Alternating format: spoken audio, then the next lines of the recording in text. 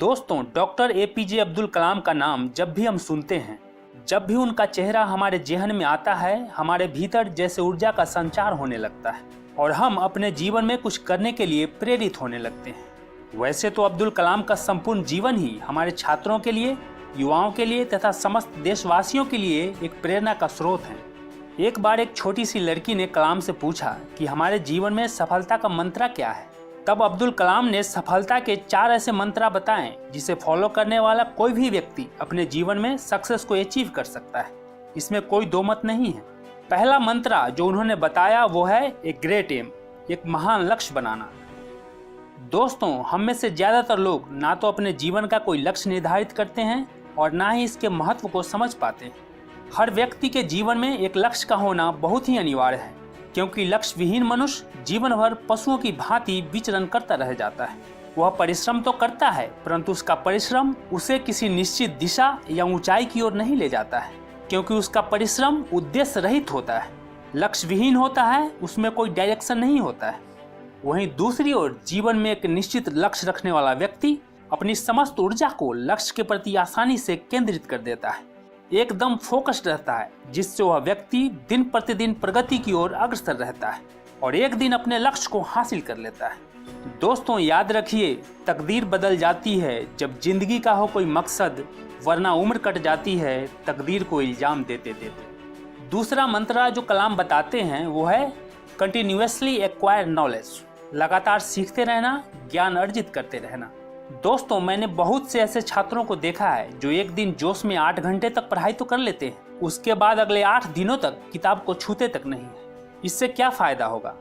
जब आप किसी काम को, किसी स्किल को, किसी भी फील्ड के बारे में लगातार सीखते जाते हैं तो धीरे धीरे ये आपकी आदत बन जाती है और यही आदत आपका स्वभाव बन जाता है, आपका नेचर बन जाता है, आपकी प्रकृति बन जाती है। इसीलिए जो भी आपका लक्ष्य है, जो भी आपका फील्ड है, उसके बारे में इतना ज्ञान अर्जित कर लें, इतना नॉलेज इकट्ठा कर लें कि कोई भी बाधा, कोई भी मुश्किलें आपके सामने टिक न सके। तीसरा मंत्र है हार्ड वर्क, कड़ी मेहनत। दोस्तों, हार्ड वर्क, मेहनत सीढ़ियों की तरह होती है और भाग्य लिफ्ट की तरह। किसी भी समय लिफ्ट तो बंद हो सकती है, पर सीढ़ियां हमेशा ऊंचाई की तरफ ले जाती है। मेहनत वो सुनहरी चाबी है जो बंद किस्मत के दरवाजे को खोल देती है। पसीने की स्याही से जो लिखते हैं अपने इरादों को, उनके मुकद्दर के पन्ने कभी कोरे नहीं हुआ करते। आज के ज़माने में छात्र हो या कोई और, हर व्यक्ति बिना परिश्रम के, बिना कुछ किए ही सब कुछ पाना चाहता है। छात्र बिना पढ़े ही अच्छे मार्क्स चाहता है और लोग बिना मेहनत के, बिना संघर्ष के ही सफलता पाना चाहते हैं, अमीर होना चाहते हैं। जिन्हें सपने देखना अच्छा लगता है उन्हें रात छोटी लगती है और जिन्हें सपने पूरे करना अच्छा लगता है उन्हें दिन छोटा लगता है। यदि कड़ी मेहनत आपका हथियार है तो सफलता आपकी गुलाम हो जाएगी। इसीलिए मेहनत इतनी खामोशी से करो कि कामयाबी शोर मचा दे। दोस्तों, जब टूटने लगे हौसले तो बस ये याद रखना, बिना मेहनत के हासिल तख्तो ताज नहीं होते। ढूंढ लेना अंधेरों में मंजिल अपनी, क्योंकि जुगनू कभी रोशनी के मोहताज नहीं होते।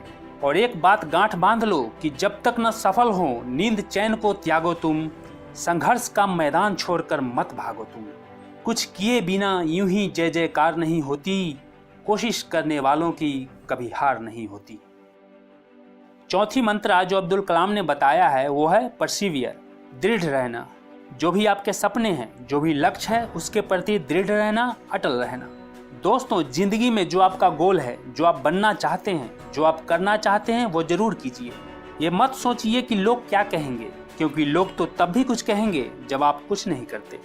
सोचो, थॉमस एडिसन ने जब लाइट बल्ब का आविष्कार किया तो वो 1 बार, 2 बार या 100 बार फेल नहीं हुए, बल्कि पूरे 1000 बार फेल हुए, लेकिन कभी अपने लक्ष्य को नहीं छोड़ा, कभी अपने मार्ग से नहीं भटके, पूरी दृढ़ता के साथ डटे रहे और सफल हुए।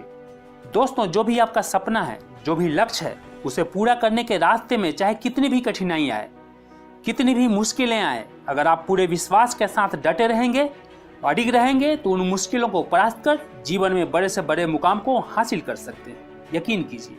कहते हैं कि निगाहों में मंजिल थी, गिरे और गिरकर संभलते रहे। हवाओं ने तो बहुत कोशिश की, मगर चिराग थे जो आंधियों में भी जलते रहे। अब्दुल कलाम कहते हैं कि सपने वो नहीं होते जो आप सोने के बाद देखते हैं, सपने वो होते हैं जो आपको सोने नहीं दे, और यदि आप सूर्य की तरह चमकना चाहते हैं तो पहले सूर्य की तरह जलना होगा।